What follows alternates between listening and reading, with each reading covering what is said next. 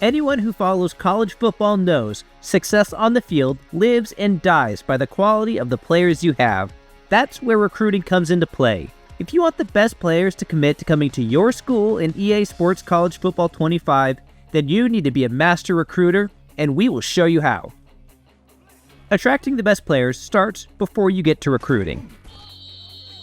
When you create your coach, you get to choose a talent tree to develop. The recruiting tree is extremely influential, giving big bonuses to your ability to get players to commit to your school and how many recruiting activities you can complete in that process. Successful recruiting gives you XP, which you can then use to unlock helpful abilities like improved scouting and bonuses to influence. The school that you coach at also makes a big difference.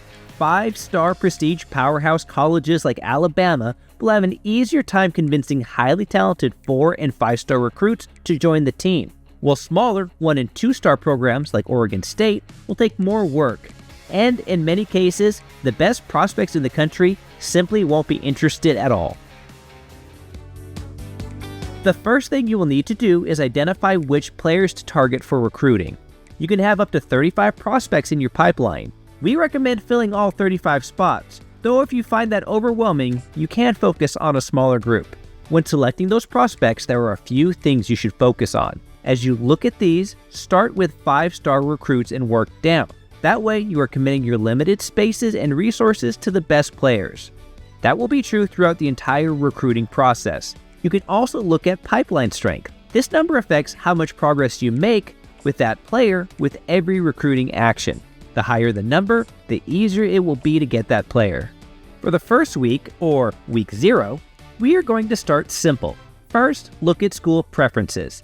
Anyone who has immediate interest in your program is worth exploring further, and will likely be someone you can sign with less effort than similar players who haven't yet considered your team. You can sort by interest level or use recommended view, which does a good job surfacing these players.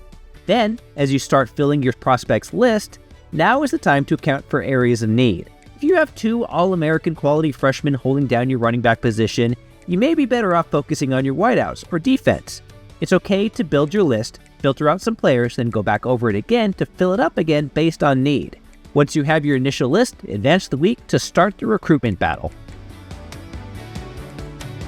The first thing to look at is which players have scholarship offers.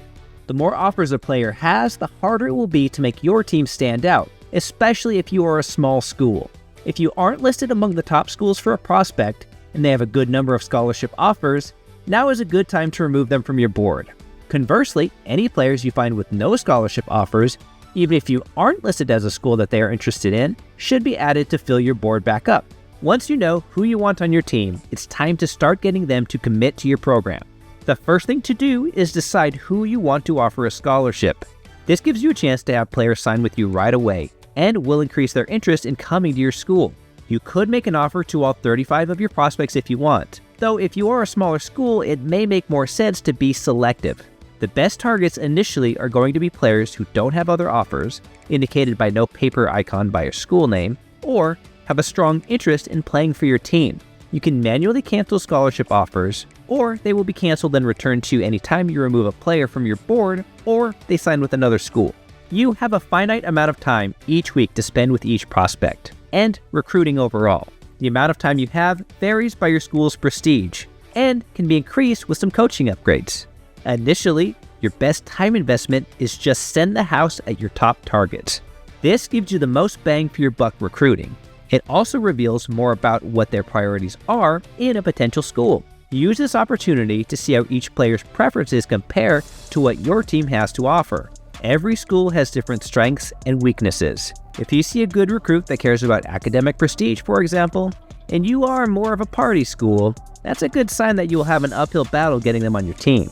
Conversely, if they want to be close to home and you just happen to be in their home state, you've got a clear, positive influence to lean on. Over time, the prospective players will whittle down their potential choices. Your goal is to stay above the cutoff line. If you drop below it, you will irrevocably be eliminated as a potential destination. Once the recruit has narrowed the field down to their top 5 schools, the hard and soft sell recruiting actions open up. This lets you tailor your messaging to the areas where the player's priorities, indicated with green check marks, and your school's strengths align. Your goal is to select a pitch that aligns the player's interests with areas where your team is well graded. The top 5 teams also get an opportunity to arrange a visit. When you do this, you get a choice of which upcoming game to highlight and which facets of your school to feature. Which game you choose has some risk-reward to it. An easy game won't impress a potential player much, but they will be very unhappy if you lose.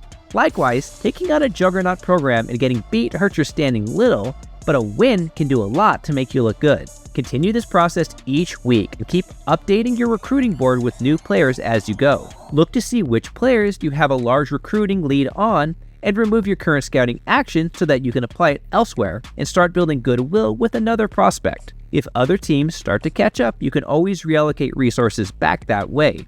Be particularly careful if you are a low prestige school. Higher rated teams can close the gap on prospects quickly. Make sure you always spend all of your time each week since it does not roll over. If you aren't sure where to utilize time, you can always use it to scout a player and reveal their attributes, which can help you prioritize who to target. If you fully scout a player, you will also uncover busts and gems. Busts are the equivalent of a player 1 star lower. Gems, meanwhile, are as good as players rated 1 star tier higher. Continue this churn every week, and before long, you'll have an all-star class of recruits. If you are a lower prestige school, you can even increase your star rating over time with winning seasons, which will improve your recruiting ability. For tips on how to make use of the players you recruit on the field, be sure to check out our guide to reading and countering pass coverage. You can find that and more in our College Football 25 wiki. For everything else, stick with IGN.